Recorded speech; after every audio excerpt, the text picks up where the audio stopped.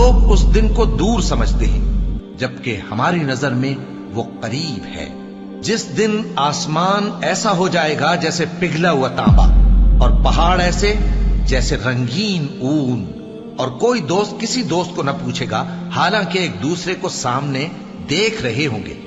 اس روز گناہگار چاہے گا کہ کسی طرح اس دن کے عذاب کے بدلے میں سب کچھ دے دے، یعنی اپنے بیٹے اور اپنی بیوی اور اپنے بھائی اور اپنا خاندان جس میں وہ رہتا تھا، اور جتنے آدمی زمین پر ہیں غرض سب کو دے ڈالے، پھر اپنے آپ کو عذاب سے چھڑا لے۔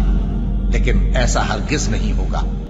وہ بھڑکتی ہوئی آگ ہے، کھال ادھیڑ کر کلیجہ نکال لینے والی۔ وہ ان لوگوں کو اپنی طرف بلائے گی جنہوں نے دین حق سے اعراض کیا اور منہ پھیر لیا اور مال جمع کیا پھر سینت سینت کر رکھا۔